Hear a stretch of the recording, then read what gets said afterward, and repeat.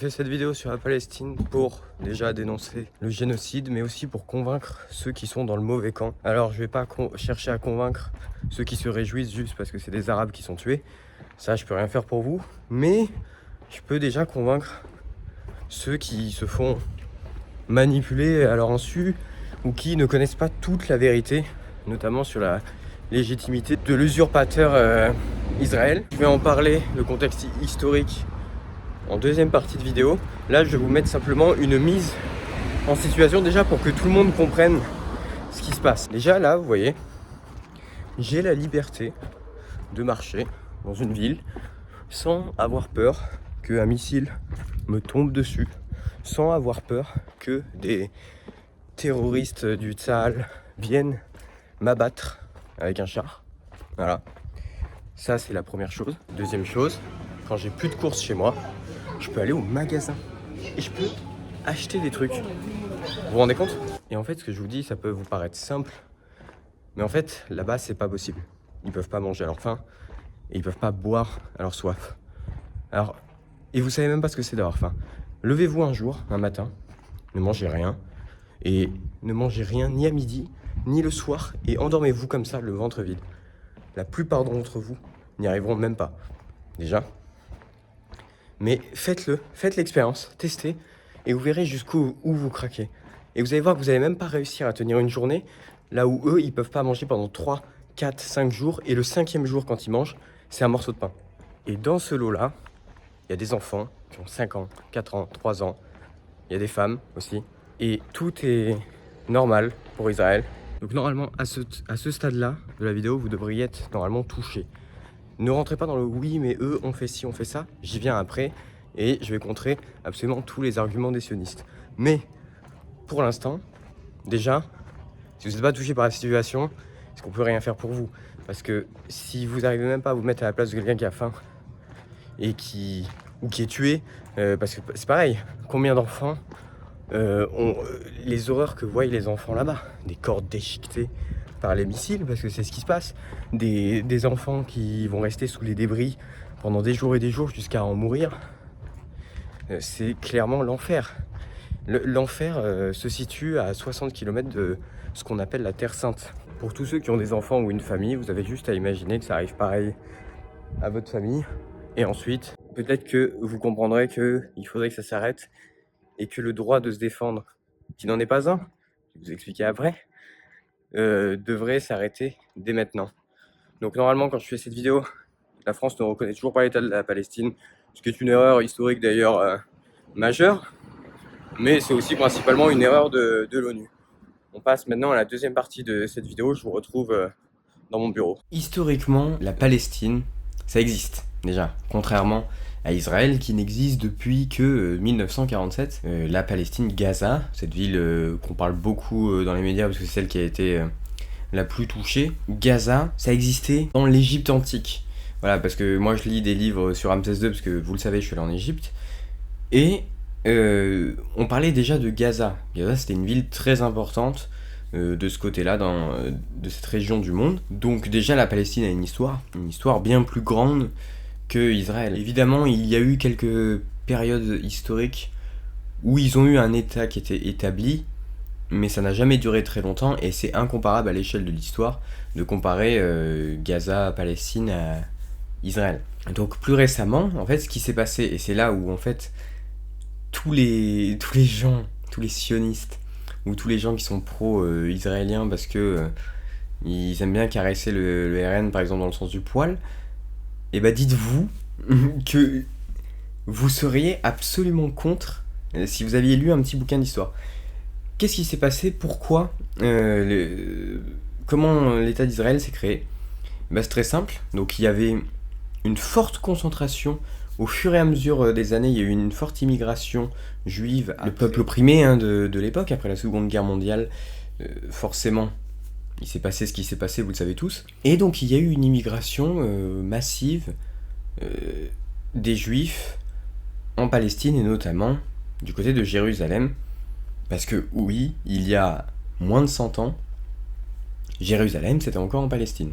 Donc voilà, l'installation s'est faite. Et petit à petit, ils ont pris un petit peu d'influence et ils se sont dit, non mais nous, on veut pas vivre sous un territoire musulman, on veut une partie du territoire. Alors que ils sont pas chez eux. Ils sont chez eux au nom d'un vieux bouquin sacré qui n'a du coup aucune légitimité. À ce moment-là, c'est sous mandat britannique. C'est ce qui a joué malheureusement la défaveur des Palestiniens. Le peuple juif est entendu. Je grossis les traits. Hein. Les gens qui sont calés en histoire pourront me dire c'est pas tout à fait ça, etc. Mais là, j'essaye de parler pour un public large et surtout pour les ignorants qui soutiennent le génocide sans savoir pourquoi ils soutiennent le génocide. Les revendications sont entendues et l'ONU décide de donner 56% du territoire au peuple sioniste. Aux sionistes. Et du coup, le reste, les 44 restants, aux gens qui étaient chez eux. Donc, imaginez, je parle à vous, tous les votants d'extrême droite, vous imaginez que là, on le sait, c'est un fait, il y a une immigration de toutes ces années, depuis quelques années, de l'Afrique du Nord vers la France. Et vous imaginez, par exemple, je sais pas moi, sur des gens sur qui vous aimez beaucoup taper, le Mali ou le Maroc, voilà. Ils se disent, ouais bah voilà, on est quand même assez nombreux en France, donc on va demander à l'ONU la moitié du territoire français. Mais alors là, avec tous vos discours de la France aux Français, il y en a marre de l'immigration, machin et tout. Et qu'est-ce que vous allez dire là si l'ONU dit, ah bah on donne la moitié du territoire, vous allez trouver ça normal ? Bah pas du tout, parce que c'est pour ça que vous vous battez. C'est vos idéologies. Et donc là, vous allez dire, non mais Israël a le droit de se défendre, Israël est légitime sur cette terre. Mais ils sont pas du tout légitimes. C'était juste une minorité où on a décidé de donner la moitié, plus de la moitié du territoire. Alors que les Palestiniens étaient chez eux. Voilà, c'est bon maintenant. Et ça, vous le saviez pas, évidemment. Donc le mouvement sioniste s'est créé à ce moment-là, mais c'est pas tout. Si ça se serait arrêté là, bon déjà ça aurait été un gros scandale, mais continuons. Un an après, 1948, c'est la guerre d'indépendance d'Israël. Donc les sionistes étendent leur territoire au-delà du partage qui a été convenu. C'est ridicule de parler du 7 octobre comme ce point de bascule, alors qu'en fait depuis 1948, c'est le peuple palestinien qui est massacré par Israël avec le soutien de toutes les grandes instances mondiales. Et ensuite, parce que évidemment, si Israël ne s'arrêtait qu'à la Palestine. Non, en 1982, Israël envahit aussi le sud du Liban. Une fois que c'est dit, que les usurpateurs sont sur cette terre, et qu'ils continuent malgré tout, maintenant j'ai plus besoin de vous faire un cours d'histoire. Hein. Le reste, je vais vous mettre un graphique par exemple, parce que tout le monde parle du 7 octobre, ouais mais le 7 octobre il y a eu 1000 morts. 1000 morts, c'est à peine je pense ce qui a dû être... tués sur les 15 derniers jours en Palestine. Et je vais vous mettre un graphique de toutes les morts des deux côtés depuis ces 50 dernières années. C'est incomparable. C'est incomparable. Maintenant, on peut rebondir sur les faits d'actualité qui ont été plus récents d'il y a quelques mois. Il ne faut pas oublier que actuellement Israël attaque Gaza, veut envahir Gaza. Là, très récemment, ils veulent prendre le contrôle de Gaza. Allons-y, hein, pourquoi pas. Ils bombardent le Liban, ils ont bombardé également l'Iran, et ils ont bombardé la Syrie. Parce que... Et les raisons sont tous les mêmes. Israël a le droit de se défendre, la menace est constante. En Syrie, il y a le Hezbollah. Alors le Hezbollah, attention, voilà, c'est des terroristes. Pareil, en Palestine, il y a le Hamas, c'est des terroristes. Alors qu'il y a un seul terroriste dans cette région, c'est les sionistes. On comprend bien la vision de Netanyahou, Adolphe Netanyahou, c'est de prendre le contrôle total du Proche-Orient. Ça, c'est pas compliqué à deviner, et c'est même bien plus simple que ceux qui ont réussi à croire que Poutine veut envahir toute l'Europe. Il y a quand même des gens qui arrivent à croire ça, et qui arrivent à croire à Zelensky, mais ça c'est un autre sujet. Mais par contre, personne n'arrive à croire la réalité que les sionistes veulent envahir tout le Proche-Orient. Les responsables de tout ça sont évidemment les États-Unis, parce que sans les États-Unis, aujourd'hui, l'Iran, mené par le guide suprême Ayatollah Ali Khamenei, il faut parler aussi de ça. Khamenei s'est défendu après un bombardement de Israël en Iran a décidé de répondre en envoyant des missiles. Ils ont réussi à passer le fameux dôme de fer invincible. Mine de rien, malgré tout, c'est le seul pays, l'Iran, qui a agi concrètement pour stopper ce massacre qui se passe. Évidemment, qu'est-ce qui s'est passé médiatiquement? Tout le monde est tombé dessus en disant oui, le régime iranien, c'est horrible, les femmes là-bas, les LGBT, et ci et ça. Et donc, critiquer. Pourquoi ne pas critiquer? Parce que ça fait plus de 30 ans. C'est depuis 1969, il me semble. Ça fait depuis très longtemps que le régime iranien est comme ça, que c'est la révolution islamique qui est là-bas. Tu as 60 ans pour critiquer ça. Toutes les semaines, tu peux le faire si tu veux. Pas de souci, ok, c'est très discutable la liberté là-bas, pas de souci. Mais tu le fais pile quand eux font ce que j'appellerais une bonne action. Alors, si tu fais ça, c'est soutenir le mouvement sioniste à ce moment-là, parce que c'est tout ce que voulait entendre Netanyahou, c'était que tout le monde tombe sur les méchants iraniens. Alors que ce sont les seuls qui ont bougé. Et c'est là où il faut taper sur tous les pays arabes qui laissent leurs frères mourir actuellement, dans le plus grand des silences et dans la complicité. Le Maroc qui fait des affaires avec Israël, des accords financiers et militaires, c'est une honte absolue. Même si le Maroc déjà ne représente plus grand chose dans le monde musulman, tout le monde s'est tu. L'Égypte, j'y suis allé. J'avais bien aimé le côté neutralité, parce que c'était la paix avant tout. Mais avec tout, au moment où j'y étais allé l'année dernière, mais avec tout ce qui s'est passé, l'Égypte c'est la plus grande armée. C'est la plus grande armée d'Afrique, et c'est aussi surtout la capitale du monde islamique musulman sunnite.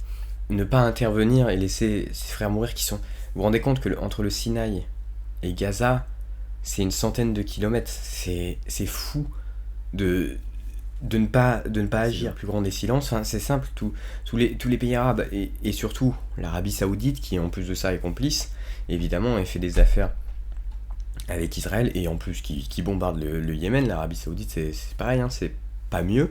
Et ben, en plus de ça, ils vont oser critiquer les chiites, parce qu'il y a forcément, oui, un conflit entre les chiites et les sunnites, ça vous le savez, je pense. Là, il n'est pas question de prendre parti entre les chiites et les sunnites, mais il est question de voir que des frères sunnites sont en train de mourir, et c'est les chiites qui viennent aider, et ces mêmes dirigeants sunnites vont aller critiquer, limite, aider Israël à vaincre l'Iran. Mais vous vous rendez compte? C'est une honte absolue.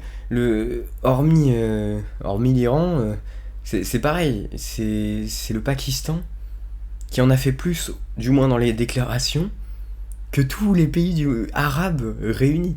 Certains pouvaient condamner. Des pays peuvent encore condamner ce que fait Netanyahou. Et ça, c'est beau. Et par les actes. Cet état ne devrait pas exister. Parce que déjà, à quel moment on offre un territoire à une religion, en fait? Parce que arrêtez de parler du peuple juif, ça n'existe pas, ça. Qui parle du peuple chrétien? Qui parle du peuple musulman, à part Bruno Retailleau, pour parler des frères musulmans? Personne parle d'un peuple quand on parle d'une religion. Si tu me demandes, moi je suis athée, mais si tu me demandes ma nationalité, et que par exemple j'étais musulman, je vais pas te dire je suis musulman. Je vais te dire, je suis, je sais pas, égyptien. À n'importe qui, un américain ou un Israélien, il va te dire quoi? Qu'il est juif? Bah non, faut déjà dire ta nationalité du pays. Et sauf que bah oui, c'est difficile de dire je suis israélien vu que c'est un pays qui a pas d'histoire. Donc, pour moi, ça n'a aucun sens. C'est comme si moi demain, vous avez vu mes podcasts, je pense, sur la salvia ou le LSD, je dirige une secte avec des gens qui seraient à fond sur mon truc, des plantes, machin et tout. Et on est de plus en plus nombreux. Et je sais pas. Je demande, je suis en France, je suis en Auvergne, par exemple, et je dis, voilà, on est super nombreux, machin et tout, je requis un territoire. Par le plus grand des hasards, on me donne un territoire, l'ONU accepte, ou n'importe qui me donne un territoire, me donne, du coup, on va dire, allez, le sud de l'Espagne, le sud-ouest de la France, les Pyrénées, etc. je prends ce territoire. Déjà, on déloge tout le monde. On leur dit allez-vous-en. Il y a ce peuple. Alors que je suis français. Mais non, vu que j'ai ma religion, j'ai mon dogme, allez, hop, barrez-vous. J'ai mon territoire. Et ensuite, une fois que je suis bien installé, que je commence à être bien, hop, guerre d'indépendance, j'envahis le nord de l'Espagne. Et je dis, oui, voilà, j'ai le droit de me défendre, machin, j'utilise des arguments complètement bidons qu'utilise Netanyahou depuis 30 ans. Et j'envahis l'Espagne. Et puis après l'Espagne, je me dis, ouais, mais le Portugal, c'est à côté, c'est une menace. Je prends le Portugal, et je fais génocide sur génocide. Et non seulement personne ne me dit rien, mais en plus tout le monde me dit, il a le droit de se défendre, les menaces sont partout. Vous voyez ce que je veux dire? Donc, il n'y a aucune légitimité, il n'y a aucun monde où on doit donner un territoire à une idéologie. Ce conflit, ce massacre, me fait forcément penser à l'imam Hussein contre Yazid. Hussein, c'est le petit-fils du prophète Mohammed. Il a refusé de se soumettre à Yazid qui régnait en tyran sur les terres d'islam à l'époque, en 680. Et il a refusé de se soumettre, alors il a quitté Médine, ville où Yazid était. Il quitte Médine avec 73 hommes, dont sa famille, pour rejoindre Koufa, dans le but de retrouver des partisans qui lui avaient promis obéissance, et histoire de se révolter contre Yazid. Il fut encerclé à Kerbala par 300 000 hommes de Yazid contre les fidèles de Hussein. Et dans un combat qui peut sembler perdu d'avance, 300 000 hommes contre une centaine, Al-Hussein décide tout de même d'engager le combat le 10 octobre 680. Sans surprise, c'est un massacre. Il est décapité, toute sa famille est persécutée, tuée, emprisonnée. Il n'y a aucun survivant de cette bataille. Ce qu'on gardera de Al-Hussein, c'est son courage, sa ferveur de se battre pour la justice et pour ses convictions, pour l'islam véritable. Il incarne le choix et la volonté de se battre, même quand le combat peut sembler perdu d'avance. Sa sœur Zainab aura pour rôle ensuite, vu qu'elle a survécu, de transmettre ce massacre en une victoire, la victoire du sang des martyrs contre le sabre des iniques. Et depuis, cette épopée de Kerbala résonne dans les têtes de tous les croyants. Et c'est ce qu'incarnent les Palestiniens en ce moment, c'est cette force de Hussein qui les habite, c'est de se battre contre un ennemi qui est bien plus puissant et soutenu par tout le monde. Mais à la fin, dans les cœurs de tout le monde et dans l'histoire, c'est la Palestine qui vaincra. Il était une fois un jour de paix.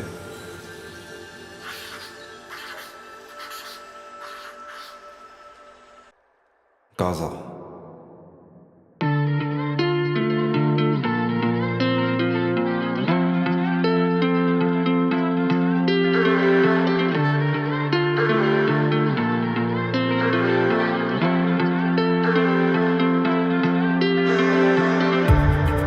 Je vise à cesser le feu, je tire un doigt. Je peux pousser la mélo, je peux faire que ça.